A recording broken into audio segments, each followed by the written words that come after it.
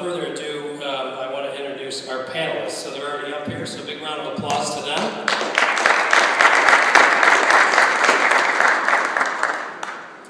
So basically the panel is going to talk about, and each one of them will introduce themselves here, and I'll find it, but I know we have Bill, Gary, Eric, and Eric. Basically the theme of the panel is what happened in 2015, what deals were you involved in, what deals were you buying, what deals were you doing, what deals were you maybe turning down if that comes up, what do you look at for 16, and then they don't know it, but they have a case study of 3 different companies, which you all have on your tables, so take a look at that. It's black and white, and we're going to talk about what they would individually do on each of those case studies. Our practice had a very good 2015.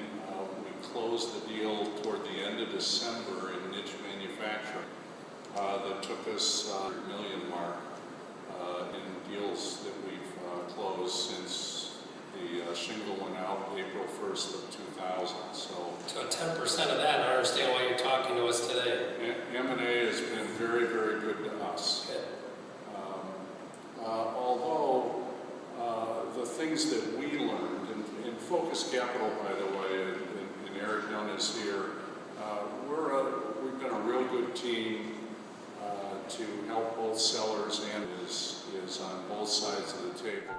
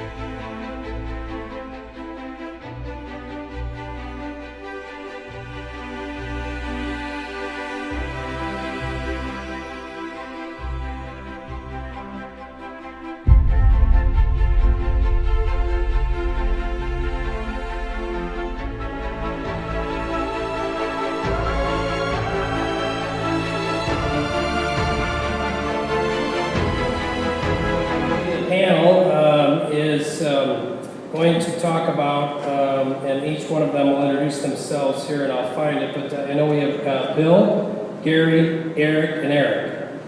Eric both with a K, right? No. One's with a C. He's with a C. We got them in alphabetical order. So they're each going to go through their slides, but basically the theme of the panel is what happened in 2015, what deals were you involved in, what deals were you buying, what deals were you doing, what deals were you maybe turning down if that comes up, what do you look at for 16, and then they don't know it, but they have a case study of 3 different companies, which you all have on your table, so take a look at that. It's black and white, and we're going to talk about what they would individually do on each of those case studies. So let's start with Bill, and he can go through his slides. Good morning. Just a couple of slides on my firm, Kestrel Capital Group.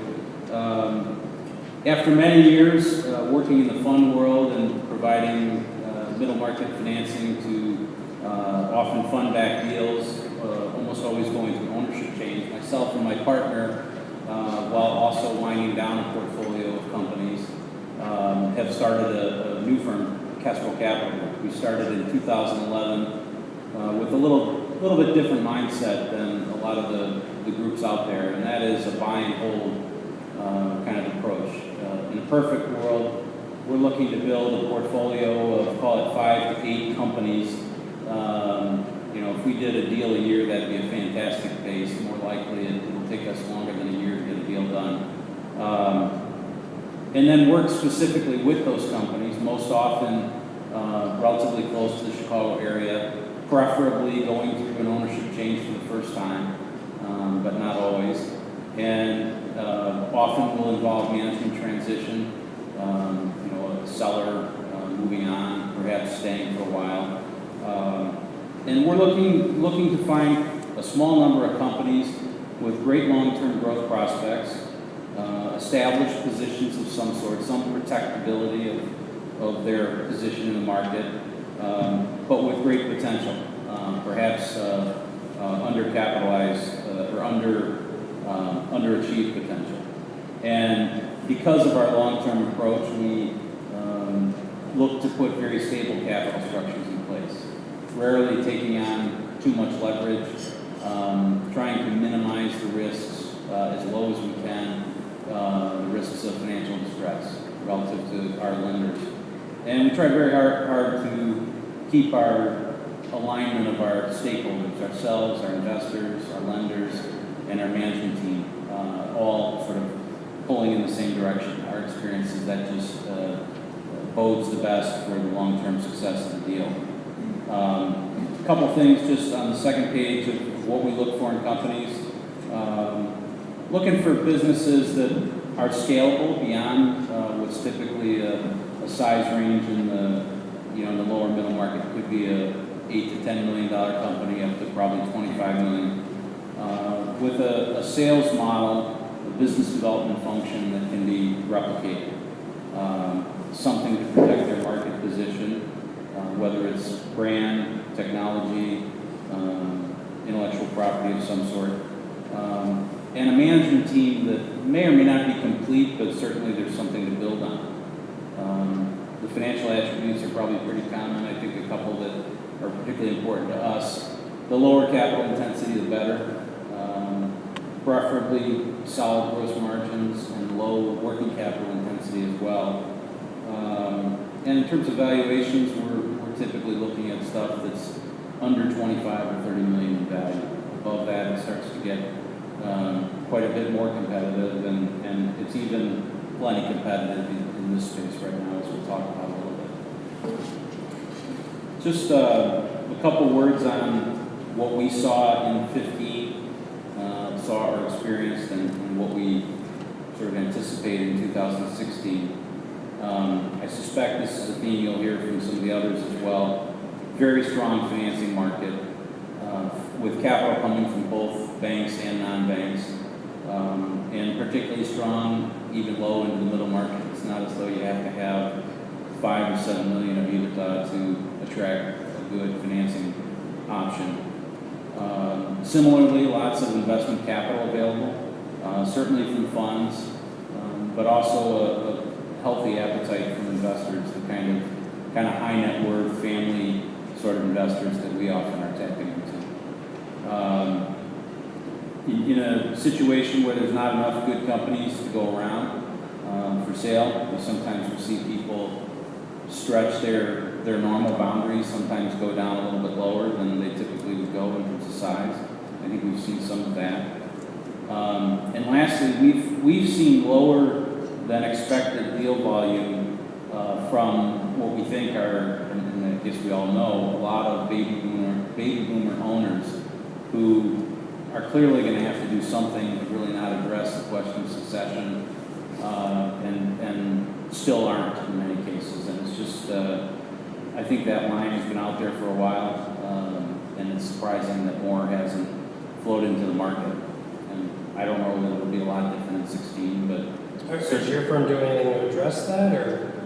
We do a lot of, particularly when we can get referred in by somebody we trust, we do a lot of, sort of missionary calling discussions on something that could have a long gestation, something that may not be for sale today, but if we stay in touch with a business we like and feel like it would be a really good fit with us, we'll invest the time to go see them, to stay in touch with them periodically, to send them notable articles, to be in touch with them on things that could be of interest, in the hope that we get that call, and hopefully it's they don't make a lot of us. In terms of the year, I think we think that there's still quite a good financing market out there, and maybe there'll be a little bit of an increased focus on what would a spike in interest rates do to a deal over the long term, but probably not a ton. Plenty of continued interest from investors. It's really our experience. It's not as much about finding the capital, it's more about finding the deal, and if you find a good deal, you can probably attract the capital, and if you can't, you probably miss something on the deal. And then lastly, we've seen often in election years as it's getting into that sort of third quarter, there's a little bit of hesitation, just out of uncertainty, that I presume will keep again this year. Great. And you're partnered with... So, yeah, my partner is Steve Vivian. He and I are together winding down a fund for a couple of funds, really, for Prism Capital, which had a growth equity and a mezzanine fund. When we first started, when we made the decision not to move forward with another fund at Prism, we had probably 20, 22 portfolio companies. Today we have, I think there's about 7 left. So we're, progressing through that. It's those funds invested through, I think, 2009. So 2009 or 2010. So some of the ones left were either the last one we did, or ones that went through the deep recession and involved some sort of restructuring or ending up being longer term. So you're an active buyer or We seller? are, yes. We're actively looking for new portfolio companies for Kestrel, but we're not a high volume shop. If we do a deal a year for 5, 6, 7 years, build a portfolio up, and then work with that portfolio, that would be a huge success for us. In 2015, we narrowly missed closing our second deal at the end of the year. We're hopeful of getting it closed here in the next several weeks. And it's a perfect fit with us. It's a local company, non-capital intensive business, founder owner, going through sale for the first time. And we found the deal or got to the deal together with an executive looking to invest in and run a business. And that's a great fit with the seller who wants to exit in full with no involvement going forward. So help me understand, the deal that you did in 15, can you tell us at least the industry, I guess? Sure. Chemicals, specialty chemicals. Do they make them or distributors? Or? Distribute them. Okay. Some very light manufacturing they do, but they distribute them. It's branded, used ultimately and broadly speaking, I guess, in the building world. And again, an entrepreneur who the gestation on that deal was, it'll come close to being a year from the time we first met it to the time we closed. And, you build that up over time. It's an unsophisticated seller. Yeah. And it, hopefully the patience pays off. We'll see here, hopefully a few weeks. So if I were to bring you the perfect deal, irregardless of size and everything, what industry would that be in 2016? I would say either niche manufacturing or some sort of value-added distribution. Okay. Great. Thank you. Eric Lundstrom, President of Focus Capital Advisors. Yes. Next. Good morning. Eric's a past president, by the way, of MBBI. What year was that? And that you were president? That's you'd think you would know, but I guess we can look. I don't know. Yeah, 07 maybe? It was a long time ago. And somehow you got Eric Dunn to do it, so really out of your We have had 3 past presidents. Oh, that's Mike Ribbett, too. MBBI. Thank you for that. And we're very happy to have been proud supporters for a very long time. Our practice had a very good 2015. We closed the deal toward the end of December in niche manufacturing that took us well over the 600 million mark in deals that we've closed since the shingle went out April 1st of 2000. So 10% of that, I understand why you're talking to us today. M&A has been very, very good to us. Good. Although the things that we learned, and Focus Capital, by the way, and Eric Dunn is here, we've been a real good team to help both sellers and buyers. So that 600 million is on both sides of the table, with probably 2/3 of it coming from sellers and 1/3 of it coming from buyers. In our practice, basically focus on closely held companies in the niche manufacturing industries and et cetera. You can all read better than I can say it up there. So why don't we move into what we learned in 2015? Get some recent transactions as well. Yeah, there you go. We've at a few transactions, and you'll see private equity prominently in two of them, but actually the one on the far left is a private equity-backed strategic buyer. And so private equity has been playing a bigger and bigger role in our practice as we move forward. So that's certainly a trend we've seen in 2015 and prior to that. It was fun in 2015 that we saw automotive make such a nice rebound. You see two of the deals up there are in the automotive space, niche manufacturing. I would tell you when we first, Eric, we meet Betty in maybe 2013, and automotive was still in the doldrums and people didn't want to look at it. And by the time we did the deal in 2015, that deal, we were able to negotiate the price up 20%. And for those of you that have worked in the private equity space, and I think Eric and Bill will talk about this, typically they make an offer and they don't move up a lot. They come in with close to their best offer. And the fact that the competition was such to get the company, we were able to move that price up quite a bit. And I think that's an interesting trend to see. Now, recurring revenue was an important factor in that. We're seeing multiples as high as we've ever seen them. Now, we would also say that what we learned is that recurring revenue is really, really important, or contracted revenue. In all three of those deals, there were significant customer contracts where the revenue could be seen into the future, the margins could be seen into the future, and therefore they commanded higher multiples. Like long-term contracts, or what kind of contracts? Yes. The automotive industry is basically, I would say by and large, 3 to 5 year windows.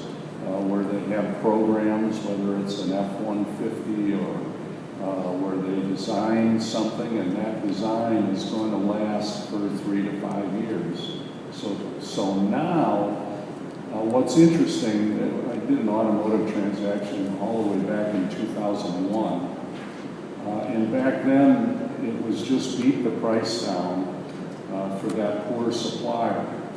What seems to be more important now is the autos are so lean that the product has to be right and it has to be delivered on time. And third on that list is price. So once you've got the contract and you've demonstrated that you're delivering it on time, you're not losing that business. It would be too dangerous to move those molds or tools to another location because they need the parts and they need them to arrive on time and they need to have zero quality problems. So is that about a year into a new contract, would you say, or is it longer, or what? Well, a lot When do of they get it- the itch to sell? That's a hard question to answer because it's different in every case. If you've got a well-established reputation with the tier 1 or 2 suppliers or with the autos themselves, then you're pretty quickly assured of keeping that business. So you earn your way in. In this particular case, our niche manufacturer was somewhat of a hockey stick. Their profit was going up dramatically and their sales were going up dramatically. And that was definitely priced into the premium price that the business was able to command. We also did a software deal this year, and I will tell you it's the first transaction that we've done that commanded a double-digit EBITDA multiple. That was a new experience, and once again it was with private equity, and we created a bidding war between one private equity firm and a strategic buyer, and the multiple on that deal was remarkable, just remarkable. So from our standpoint, it dovetails into my next point. Debt multiples are back at record levels from our perspective anyway. The debt provider on that software deal put a lot of money in that deal. We were just amazed at the amount of money they could borrow and therefore pay a much higher multiple. But having said that, recurring revenue, 99% renewal rate on the licenses for the software. So they were relatively assured. They ran their numbers. Terrific deal. And that was an alternate lender who seems, and I know there's bankers in the room that can say this better than me, but the alternate lender came in and put a lot of money on the table that the banks just weren't able to compete with. I think I heard it from you, Tom, but I would echo that the PE firms have kind of lowered their minimum revenue threshold to buy a good business. And I'm not going to steal from Eric on my left here, but I know there aren't enough good businesses in the marketplace. So what's your sense? They've lowered the revenue or they've lowered the EBITDA that they would look at historically? I think it's probably both.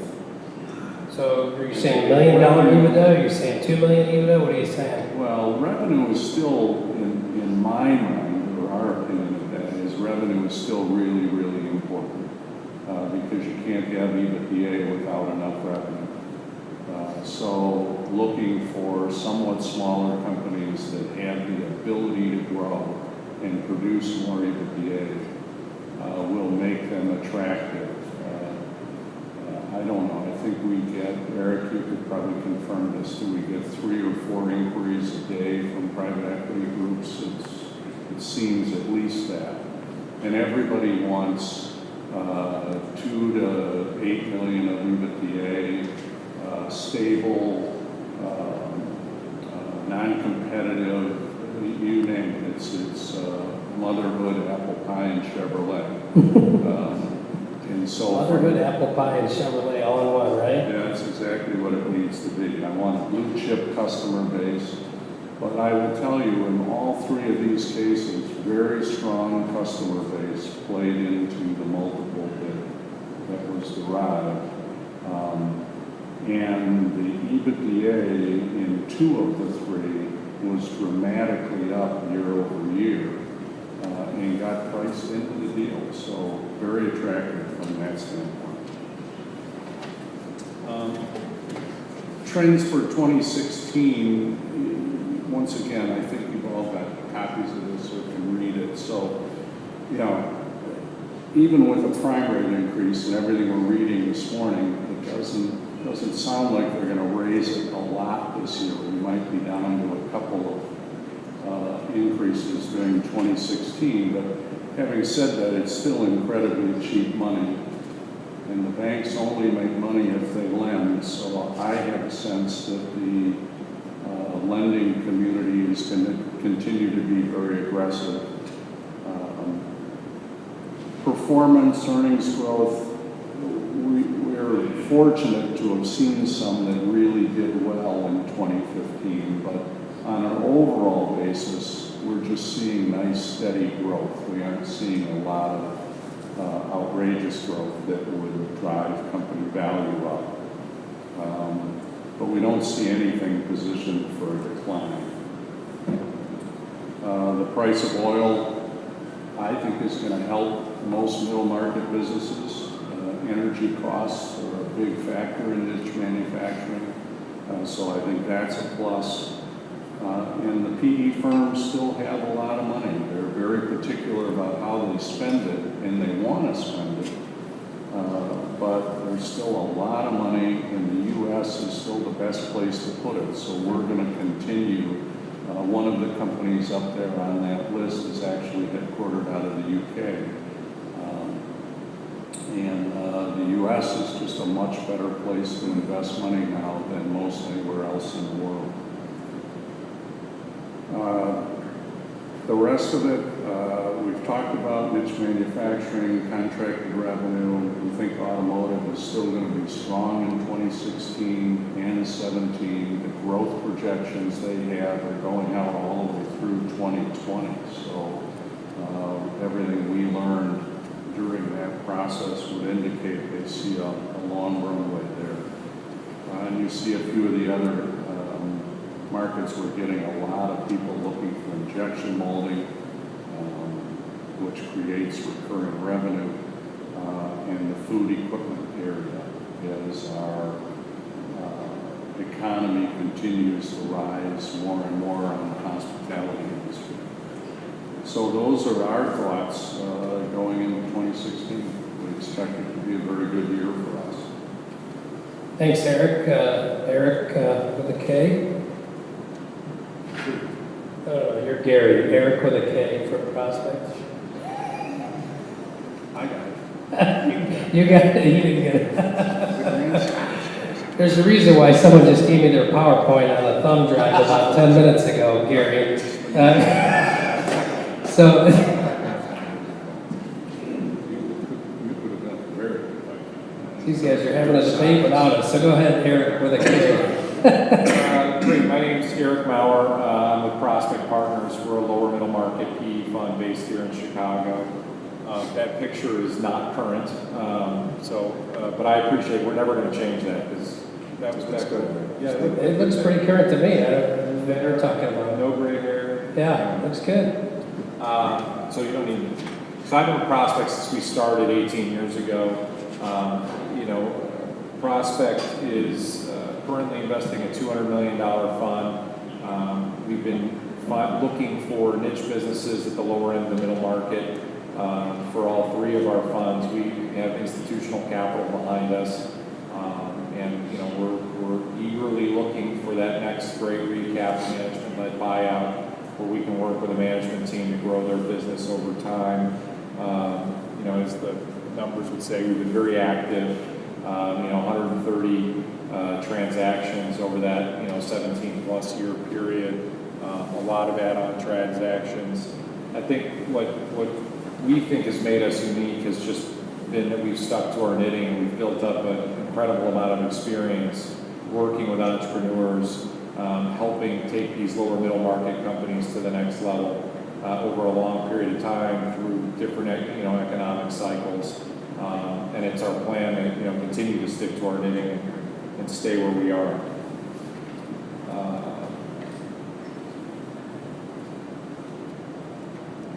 This lays out, and you can read it better than I can, articulate it. I mean, typically companies for us are 75 million and less in revenue.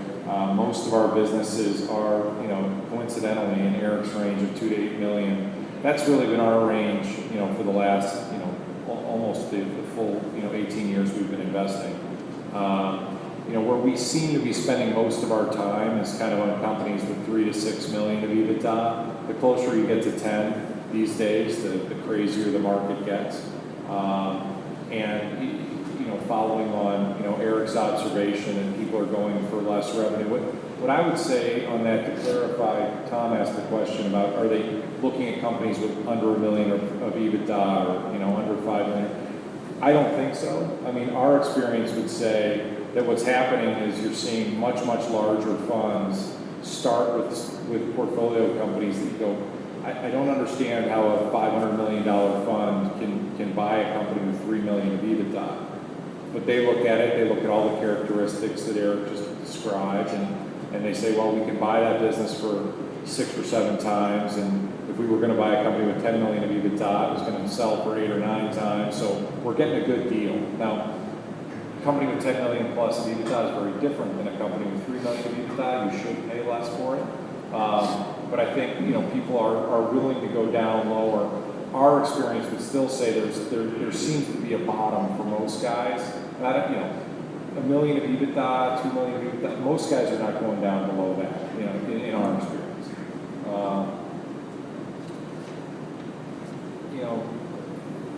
You can see a representative list of our portfolio companies that are active today. We're in a lot of different industries. Niche manufacturing, value-added distribution, unique service businesses. They're located throughout the country.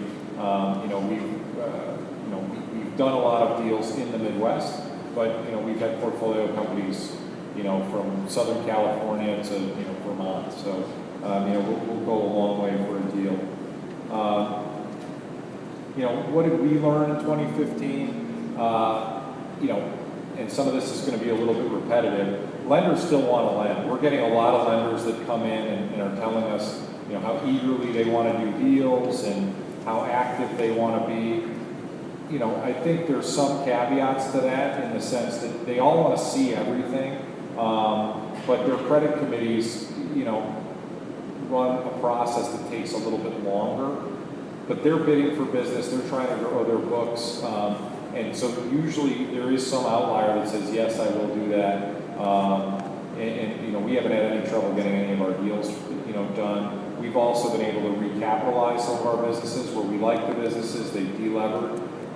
Historically, a lot of lenders would say, well, we don't want private equity firms taking money out of a deal because that's a bad sign. That's old school, mythology at this point. Most lenders are happy to let you take some money out. They're probably not going to let you kind of lever it up, maybe all the way back to where it once was. But they're eager to get those borrowings, and they know the company, they know the sponsor, and so we're seeing a lot more kind of dividend recaps than you would have seen 10 years plus ago. Banks tend to, we've actually had some, and this has been a unique experience. I've been doing this almost 20 years. Banks coming to us and saying, you should take a dividend. You need to take money out of this business. That never used to happen. You had to go to them. And so that's a nice trend from our perspective. There aren't enough good companies out there, and we can talk a little bit about why. One of the common themes that we're hearing from a lot of business brokers and investment bankers is that these owner entrepreneurs don't know what they're going to do with the money if they were to, do a transaction. We advocate that they should, just diversify, do a recap, own a lot of the business going forward, but, take a little bit of their money off the table, especially now that they've come out the other side of the 08-09 period. But a lot of entrepreneurs, I think, look at it and say, I like the risk, I understand the risk in my business, I don't view it as a risk in my business. And especially now with what's been happening in the stock market over the last 4 weeks, I think guys are saying, well, I don't want to do that. All the money that I've got in my mutual funds is really gotten hit hard. So, fast forwarding to 2016, I think we're worried about what deal flow is going to look like, and whether or not individual business owners will be willing to come into the market. So it sounds like we need to have a workshop on hobbies, right? So you said what they're going to do with the money. I think they need to have a workshop on portfolio theory. Diversification is good, and being concentrated, all in on one single asset is typically not a great place to be. But a lot of business owners, and it's why they're entrepreneurs. They can look past risks that the rest of us would say are risks, and they're going to plow forward. We saw a lot of guys get burned by that kind of thinking, though, in 08. You'd think a lot of guys had learned that lesson, but I'm not sure they have. No doubt multiples are up. We closed, I think it's 10 deals last year. We had 2 platform companies that closed. We had 2 platform companies that died in due diligence.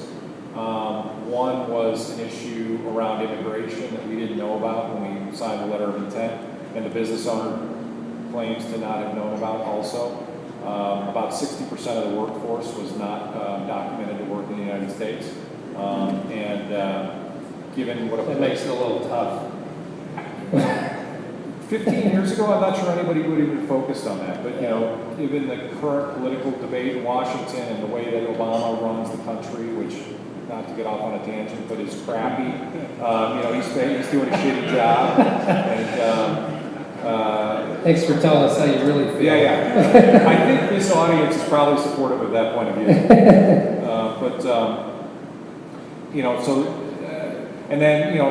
So we did 2 platforms, we did 8 add-ons. The platforms probably, were in the neighborhood of, in the 6 times range. Add-ons, the range is probably 4 on the low end, up to about 6.5 times on the high end. What I think is a little different than the way the market used to be, where people were really heavily driven by trailing 12-month. I think people are giving much more credit towards, okay, what are you going to do in the, in the year we're currently in? There's a lot of businesses that have been getting growth. I think in order to kind of rationalize to yourself why you can pay a higher multiple, you're looking harder at, what the business is doing in the future 12 months, future 6 months, and baking that in. I think that, holding on to TTM or last fiscal year, that's a lot harder to do if you want to win a deal in any kind of competitive process.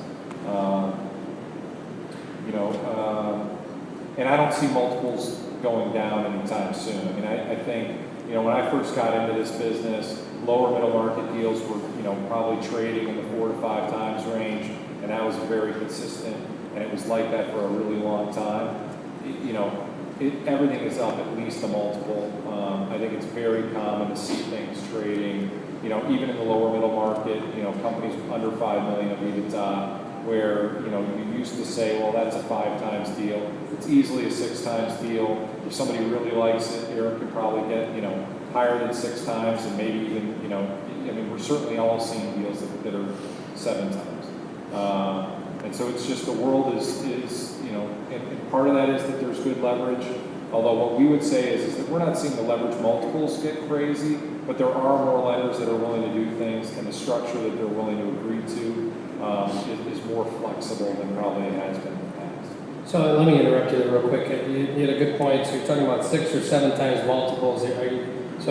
How much of your analysis is looking at the last 12 months, and how much of your analysis is looking at the next 12 months?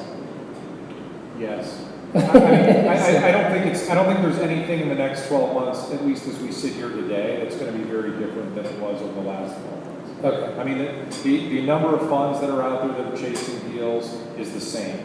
The number of fundless sponsors that are now in the market that didn't exist 10 years ago, that's the same or growing. The lenders are still eager to do deals. There is going to continue to be consolidation in the banking market. I don't know if people saw this morning, Huntington Bancshares announced that they're going to buy First Merit. Yeah, that's big. That's a big deal for the Midwest and the lending market. We would say that's probably a good thing. There'll be $100 billion, asset business. Hopefully they'll want to do more cash flow lending. First Merit did some of that. Huntington didn't do any of that. Hopefully that, adds one more, cash flow lender in the lower middle market than we had, a week ago. Then you have American Charter Bank acquired by MB. Right, and which could be good. As all of these guys get scale, they've got to find some place to get yield too, and they can afford to have a little slice of their portfolio in cash flow lending, and not have it all be ABL, which is, for most of us, kind of a waste of time. Because there's plenty of people that want to do that, and it's really cheap. There's a lot of competition in that market. It's a much tougher market to sell into these kind of structured finance type deals. The one thing I would say is that with all of this, the good things that are happening for sellers on the pricing side, it is taking longer to get deals closed. And we've seen this when we're selling businesses, but we're also aware of it on the buy side. If people are pricing these deals to perfection, they're pricing these deals off of forward-looking numbers, they want to make sure they're not making a mistake. They're going to be more careful on due diligence. The lenders are willing to do more, but they're more careful than they used to be. Whereas, I think the benchmark has always been, hey, it's 98 days from when you sign an LOI to when you close. Our observation, and this would be from deals that we work on and deals that we're exiting, it's probably stretching a little bit. If the seller can get you everything you need, you can close, in 90 days or faster. And we did it last year. We had some deals that were closing in 60 days. Usually the sellers don't have a banker quite as good as Eric, and they haven't gotten all their their ducks in a row prior to the process, and that drags the process out, which is never good. being able to move quickly, keep momentum from day of signing an LOI to closing is is critical to holding value. Absolutely. So you still obviously need a motivated seller, a motivated buyer, and cash is still king and cash flow is still the emperor, right? For sure. Right. But it's helping the seller understand what it means to be motivated. It's not enough to just say you want to sell, which is, I wish more guys would say they want to sell. But it's actually saying I want to sell and I'm willing to do what it takes and what my advisors are telling me I need to do in order to be ready to sell and to get this thing to the finish line. Because too many of them, you know, well, I don't want to do that, or I don't want to. I mean, we've got a situation right now that's under LOI where the seller doesn't want anyone in his organization to know. And you get that up to a certain point. You know, sellers get nervous, but you're under LOI. You've agreed to terms. You're going to have to let us talk to your CFO because we just had a call with him yesterday. Well, you know, why are what are you currently paying for resin? Yeah, I don't know. Okay, well, you know, how do you think about purchasing the resin? I don't know. Okay, Joe, we're really going to have to figure out how to communicate a little bit better, buddy, because, you know, we're not going to be able to get to the finish line, you know, just spending 3 hours on the phone, you know, hearing, I don't know. You know, we're used to being flexible. You know, if you're going to buy small companies, you're not buying a public company. You're not going to have perfect information. But, you know, you got to meet us halfway. You got to give us, you know, be able to answer some questions. It's probably making sure you hire someone in this room that actually knows how to sell a business. So, Yeah, here. yeah, so you can put that as a quote on the MBBI website. Hire these. Rocky, you got that on video? Rocky, by the way, he's videotaping everything for us, so Eric, thank you, put that Rocky. on our website. Yeah.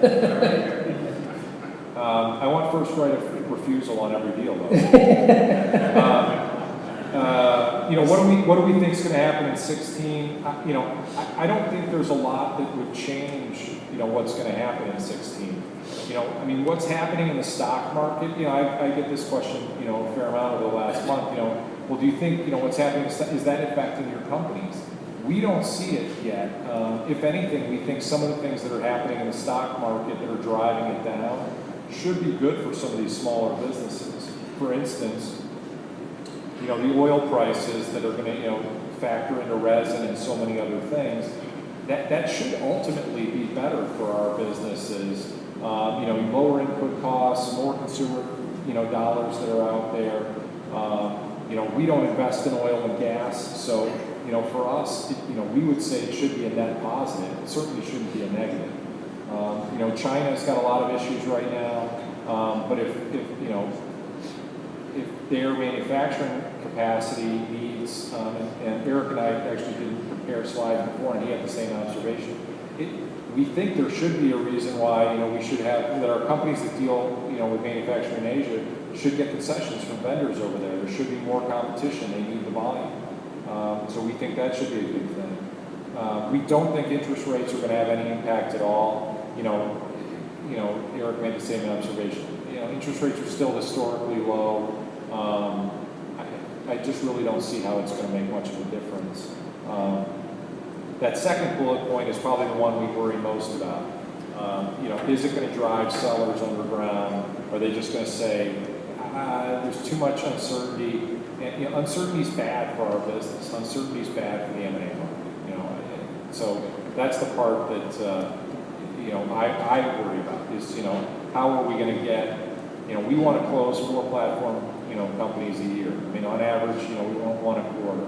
And, you know, so my fear is how do we get that accomplished this year if there aren't enough sellers out there? Great, thank you. So, speaking of M&A intermediaries who are also psychologists and trying to motivate their sellers to sell, we have Mr. Gary Ericalian, great friend, advisor, fellow MBBI website committee member with me. Anyone who has a complaint, I stand behind Gary. So I send them directly to Gary. So Gary, I like the fact that you gave me this, you know, right before this started. So I'm just technologically getting it running for you. So why don't you tell us on your end what's going on? Thank you, Tom. I'm still fascinated by the picture of you before and after. Oh, hold on. And You're leaking out parts of the presentation that we haven't got to yet, Gary. So good morning, everyone. focus on your presentation. Gary Ericalian. I'm a managing Management Director at Stevenson and Company in Evanston. Stevenson and Company is an M&A advisory group that focuses in on the lower middle market. I joined the company several years ago after having been a CEO, founder, and entrepreneur for a number of years, and I am also a Vistage executive chair here in Chicago, so I lead executive groups. The reason I joined Stevenson when I engaged with them was the perspective that the principals there come from a background of either being a CEO or operating divisions of public companies. And so they literally walked in the shoes. And what we look at is we like to talk with our clients and the sellers or buyers about them, because that's their most important topic. And we like to be able to educate them in terms of how they're proceeding forward. As all of my colleagues up here have said, most of the folks that we work with is the first time they're doing a deal, and it may very well be their only deal. So it's most critical. And so when we look at kind of the deal world from our perspective, by the numbers from our client's perspective, the overwhelming majority look at the sale of their business to fuel their retirement. So it's the most important aspect of their life's work. The deal timeline is generally longer than they want it to be, but it's realistic that it takes anywhere from 6 months to over a year. And it's news to owners that anywhere between a quarter to less than half of the deals that do go to market for one reason or another never get to close. And there's lots of reasons for that issue. More than half of the firms end up during a project life cycle either losing value or missing plan for one reason or another. The distraction of a project becomes very difficult for them and their team. As Eric mentioned, most don't even want their organization, their management team, to know that they're in the market evaluating. So running a stealth process can be very difficult and challenging. And if they do have a down year during the project life cycle, all the external factors that we're talking about here, from fuel prices to longshoreman strike and logistics group last year to other factors, don't necessarily impact it nearly as much as having a down year in the middle of a project. And a buyer will take advantage of that. So we like to work with our clients to look at the perspective from their point of view and help them understand as they embark on this what that means. So why should they engage an advisor? I've been a member here at MBBI on the board for several years, and just a fantastic group of individuals in the deal world. And owners need to understand that it's a deal team that's required. It's not just an advisor that comes to the table. Within this organization alone, there's some fantastic deal attorneys, tax planners, wealth managers that come to the table to help advise during that process, and owners need to take advantage of that. In an ideal world, it's an intentional strategy. Going to market, looking for liquidity, taking advantage of market opportunities or a strategy, and it's planned. But more often than not, more often than we'd like, it's out of some level of distress or some level of succession, or it may be an unsolicited and untimely initiative on the seller's part. So we like to coach them through that. To Eric's point of preparedness, helping them understand what the value factors are that are going to drive that are going to impact the deal, the valuation, and their role during and after a transaction far more than some of the external factors. So we look at the business model, we understand how they run it, we look at their growth vision, so that when we sit down with folks like Eric, we can talk to them about the future vision and how this fits in with the synergy of what they're trying to do within that marketplace, whether it's an add-on or a platform.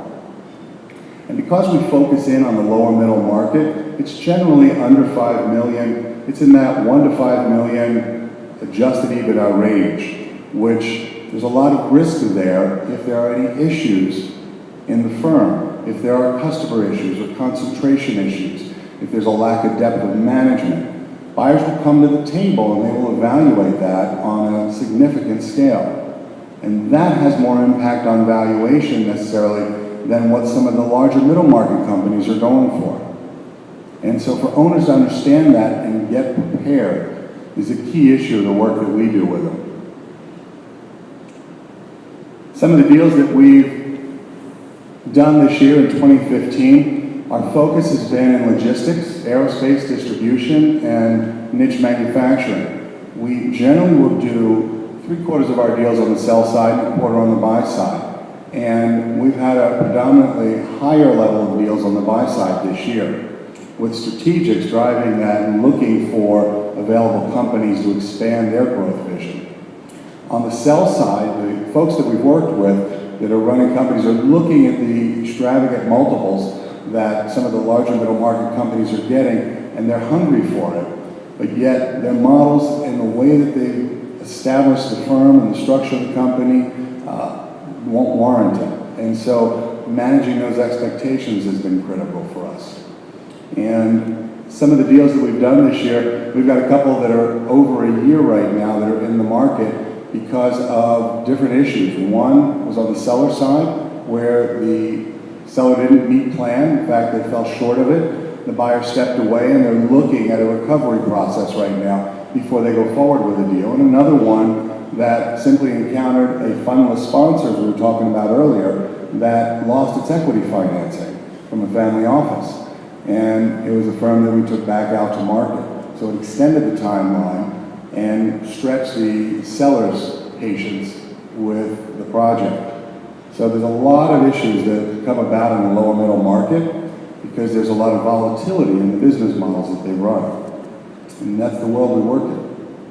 Great, thanks, Gary. You know, I've been in MBBI for a little while, and at one point I had to give a presentation as it relates to what's going on in the marketplace. And at the time I was working for Wells Fargo. I want to say it was like 2011, probably the best place to be at during recession and a downturn and everything else, unless you want to go on vacation with Wells, and then they have TARP money, so you can't let anyone know you work for Wells. But at any rate, someone asked me to talk about lending before the 2008 recession and after, and I went to a bunch of people at Wells and got all kinds of graphs and tables and all kinds of stuff that would really put you to sleep. So I really had a hard time trying to think about visually what would make the most sense. So this slide never loses its value, Gary, and I'm glad that you've never seen it. But this is really the best way that I can portray, lending before the crisis and after. So I literally pulled my hair out. Some people say I look better now, so maybe that's a good thing, thanks to Wells. But the other thing I found was it looks like a pitch book type of thing, so I think this is from our 2012 conference, so it's amazing how much you save, right? So back in 2011, there was a case for selling now. So I guess we were, 3 years past the recession, and I can't remember who gave this presentation. I think it was the CEO of PitchBook, but I'm pretty sure. But he kind of said to us, the case for selling now in the top 3 industries for PE in 2011. So business products and services, consumer products and services, and information technology. So, the rest of it is somewhat small. Healthcare was like 12.8%. Financial services is smaller. Energy is smaller. So maybe Eric and or Bill. Bill, you know what? You haven't talked in a while. So why don't you tell us your thoughts on that? How much those have adjusted, or are those still your top 3? And then maybe Eric can talk about that as well.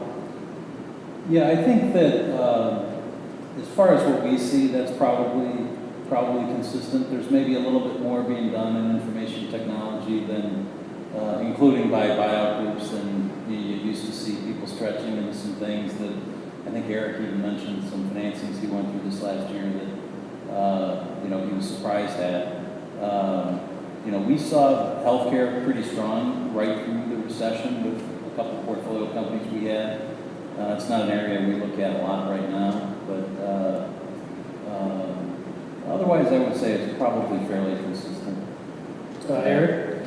Yeah, I mean, my observation would be healthcare, especially, since the, Affordable Care Act implementation has become, much more, it's always been a somewhat specialized area, and we've done some healthcare services deals, but because the rules are ever changing there, you've really got to be deep into that space. So My guess is healthcare deals as a percentage of the total number of things getting done is probably up. But I think there's, fewer people that are not, or that are doing those deals that aren't specialists. I mean, you really got to know that space. It'd be tough for us right now to kind of put our toe into a healthcare-oriented deal just because that space is hard to understand. And the rules just keep changing, which, we don't like. B2C, B2B, that's where we're spending most of our time. Energy is the other one where, that got really big over the last couple of years. A lot of energy-related deals were getting done. My guess is that, now there's a lot of people that are trying to figure out what assets are worth trying to buy on the cheap, knowing that at some point it's going to bounce back. Again, an area where there's a lot of specialty, investing going on, not for the faint of heart. Great. What's interesting is I worked for banks for, 20 years. I never really realized why we make more money when interest rates go up.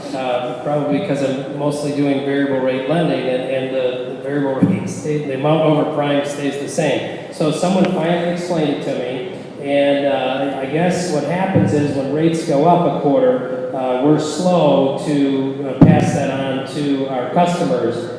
So maybe rates go up a quarter, and maybe we'll give them 10 basis points more, in their CDs and things like that. So then I tried to equate that. I was talking to a pretty high up person from Bernstein the other day, and we were thinking that the price of oil and gas going down is going to have an effect on our customers that we finance. And supposedly, I think Goldman Sachs, came out with an article that said a third of all oil-related industries that are in fracking and everything else are supposed to go bankrupt in 2016. So that's obviously going to have an effect on everything we do. Now, maybe none of us care about it because we're not doing oil and gas, related types of deals, but Eric does, right? Because you said resin is cheaper. Consumers do because the price of the pump is less. So here's what I didn't realize is that when gas prices go down, right, the gas stations actually make more money because they're slow to pass on the savings to you. So if gas prices drop 20 cents a barrel one day, then they might give you a penny or two in a discount, and psychologically that means a lot to you, especially if you drove by the gas station earlier today and it said $2 a gallon and now it says $1.98. Oh my God, prices are falling through the basement, so we need to go buy. So what happens is when gas prices go up, they're very quick on changing the price at the pump. So if gas prices went up 20 cents within minutes, and that's why they have digital signs, by the way, and digital on the gas pumps, those go up right away. But when gas prices go down, they're very slow to kind of reflect those at the pump because psychologically we feel they went down and we want to buy more gas. So just an interesting scenario. I want to open it up to a couple questions, but my one last question to the panel, I did prepare some case studies here, and you may have thought that I printed the same deal twice, as far as the case study for Joe and Josephine's distribution company. But in one scenario, Josephine and Joe's company did $8.2 million in revenue with almost $1.1 million in EBITDA in 15. But in another scenario, Joe and Josephine did $8 million in revenue in 14, and then it dropped to $5 million in revenue in 15. So I just wanted to get everyone's input quickly, and then we'll open it up for questions. Something you'd run away from, or which scenario would you do, Eric from Prospect? Well, which one would I like more? The one where it's growing, I tend to like that one. I figured as much. So. I think in either scenario, the first question we would ask is why? Why did the business double? Was it something that management consciously did that drove the business up? Or, did they get, a little bit lucky in a scenario where they were able to capture some of the value that you just described, with the change in oil prices or something? Obviously, if it's a conscious decision, we got into a new market, we introduced, a new set of routes, we got a new sales guy, whatever it could be that could drive that business up and drive the profitability through the income statement, that's a positive, and if it's sustainable, that gives him, a much higher multiple type business than, you'd otherwise, look at. Conversely, if a business drops by half in terms of EBITDA and you know, whatever that is for revenue, it's 2/3 of the revenue, you know, why'd that happen? How do you bounce back from it? Is it a blip or is it a trend? You know, it doesn't have to be something that would completely turn a deal into a deal you wouldn't do, but, you know, valuation's going to be lower, maybe there's more structure in the deal, and you really want to have a better understanding of where do you go from here. Okay, Eric Lundstrom? Well, this just highlights how important it would be to be putting it in your numbers here, putting together the 2016 forecast to paint a much better picture if you could, and spending a lot of time on that. Okay. Because the historical numbers in the one that's going down are headed in the wrong way. But if they're doing that because they got rid of some unprofitable business, and 16 is going to be more profitable because of it, well, then that could make sense. Right. Gary? I would agree with Eric that the core focus of the company, we had a client that shed a division of their business to focus on the core industry that they're pursuing. It made the company more valuable and eliminated the distractions. So why the change is as critical as the numbers themselves. Yeah, it could be a blip on the radar. One year they got a huge contract, they fulfilled it in 1 year, and otherwise the last 20 years it's kind of been business as usual, right? Yeah, well, in our circumstance, they had a high volume, low margin client that was very risky, and eliminating that just boosted the integrity of the business overall. Perfect. Bill? Yeah, I think a couple things I would look at. Obviously, you'd rather look at the growth scenario, but even then you'd be wondering what happened, what caused that. On a declining business, some of it I think is the question, you know, from what to what. When a company goes from 8 down to 5, you have to ask yourself, you know, is the next drop out of business? And to the extent you find reasons to look at this, I think another factor is really hard to attract financing for this kind of business, or much of it. Even at $1 million level, those are, you know, you're probably going an SBA path. What'd you say, that loud SBA path? I like hearing that. Perfect. At least that. I like the revenues going up too, though. But yeah, you got to ask why, and it's you know, it'd be an uphill battle. Great. Questions from the audience? While we give a big round of applause to our panel.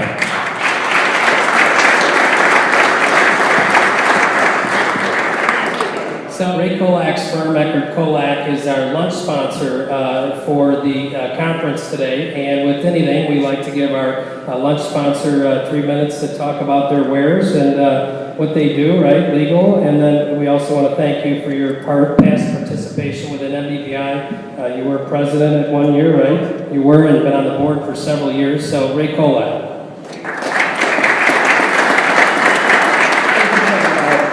I've often said that I think MBBI is like the best organization for networking in the M&A industry with lower to middle market clients. I think I get more business out of this organization. I know you say the same thing than I think any other organization.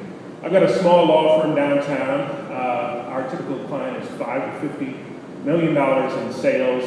We do general corporate counseling for those clients and then a lot of M&A work.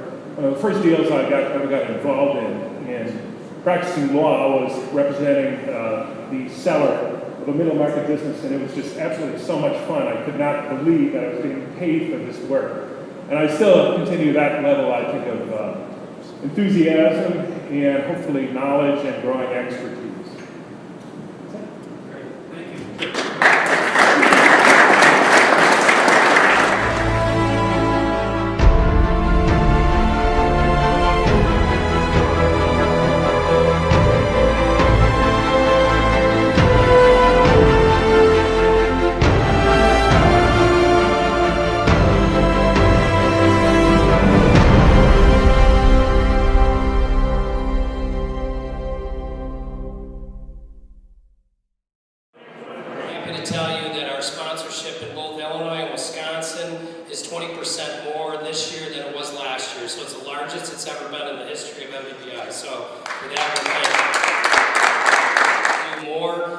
Joint events with Illinois and Wisconsin, so you might see some events closer towards the border. border.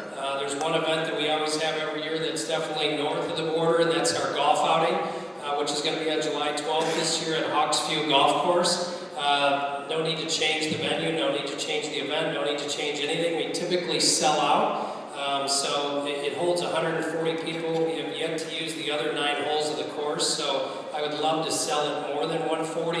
If you're interested in sponsoring or advertising for that, please let me know, because we're soliciting sponsors now.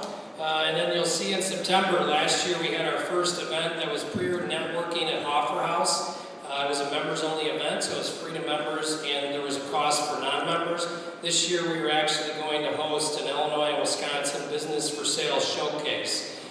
So you M&A intermediaries, keep an eye out for businesses that you want to showcase.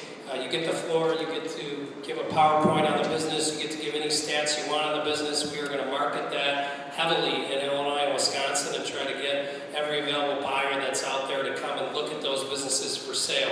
It will be free to members. We're still trying to figure out the venue for that, so if anyone knows, Hoffer House is a good place, a little bit loud, so we'll have to see if that works out. Rivers Casino is a good place, but in an effort to try to extend an olive branch to our friends up north, for everything we like about them, except one thing, which is the Packers, we are going to maybe look towards having an event, closer to the state lines, maybe in Pleasant Prairie, Gurnee, somewhere around there, to try to pull in more people. So they have a lot going on in Wisconsin, so make sure to check out the website, and I'll tell you about their events coming up. Next in the book is all the board members for MBBI. At least want to get you their contact information. Next thing in the book you'll see is a list of the Illinois sponsors, which are on the banners. So that is the final list of sponsors for MBBI. Now I emphasize final as of today because we had a couple of people sign up last week, which is always good to take checks. It's just harder to keep recreating signs, but that's a good problem, and we have no problem doing that more and more. So thanks to our gold sponsors, SunTrust Bank. And just so you know, I'm affiliated with SunTrust Bank, so that has nothing to do with it being first. Tom Thomas and Art Murtis came up with a strategy that says whoever pays first gets to be on the top of the banner, and so on and so forth. So if you see, people that paid first, people that paid second, MPS, not to mention any names, third, FGMK, Porty Brown, First Business, Markham, Polzanelli, Equilibrium, Synergy, Huck Boma, Eckert Kolak. You weren't the last one, Angie, but you were second to last. Kelleher and Buckley, and then AJ Gallagher gets the prize for last in the gold category for signing up. And then B2B CFO, Business Valuation Express, and Colleen Healy with CCM. And then our deal maker category, BKD, Focus Capital Advisors, Integri, and LaSalle Capital. So let's give them all a round of applause. Another thing that says become an MBBI sponsor for 2016. In years past, we didn't let people that sponsored past a week ago sign up to be a sponsor throughout the year. We are changing that this year. So if you fill out this form and you get it to us in the next couple weeks and we verify that you were an attendee at the conference, then we will offer you a 15% discount on the 2016 sponsorship, whether it's in gold, whether it's in silver, whether it's in Dealmaker. Now keep in mind, there are several things included in your sponsorship. So if it's your intention to go to the golf outing for free and you have a partner, then become a gold sponsor because it includes a golf outing for 2. If it's your intention to go to free members-only events, you get a certain amount of sponsorship there. Had you have been a sponsor prior to today, then this event would have been free for you. So keep that in mind. Second page after that is the MBBI application. It is $225 for a year, so technically if you signed up prior to today, it's $225. If you sign up after today, we will give you a 15% discount as well for the rest of the year. So keep that in mind. And then lastly is our MBBI board and sponsor descriptions. So we have taken a lot of time to put quite a bit of detail into all our board members, their pictures, what their involvement is in the organization. So please take a look at that. And then we have the bios of the panelists on the board. And then lastly, on the last page, you will see that all the exhibitors in the back, I think we got everyone, someone signed up last night, I won't mention any names. I'm sure they're not the last one on the list. But in the PE firm category, they're probably not the last one, but they really want to be a part of this conference, so their names and email address addresses are here as well. And keep in mind, you have the attendee list. So everyone that registered to sign up prior to today is on that list. Hear the name of someone that you want to meet up with here, feel free to ask myself, or actually all the board members. Why don't you stand up? So Greg LaFin, stand up. Andy Kelleher, stand up. Colleen Healy, Ray Horn, Ralph Steichman, Jay Heilbrin, Gail Heldke. I think that's it. So you could ask any one of them. There's someone I want to talk about real quick. Back in 1999, this person joined MBBI. So it's a couple years after the founding members started MBBI. And they've been actively involved in the organization. They've networked within the organization. They've spent a lot of time within the organization. They've sponsored in the organization. They've been on a few committees here and there, been on the board for 7, 8, 9 years, don't know. But this person actively markets the fact that they have received 40% of their last 19 years of total volume. And I'm not talking about 10 million in volume. I'm talking about 40% of 350 million in deal volume, directly attributable from involvement, networking, and participation from MBBI. So my goal is for you to be like that person. Hopefully you figure out who that person is. At some point during the day, maybe I'll let you know who that person is, but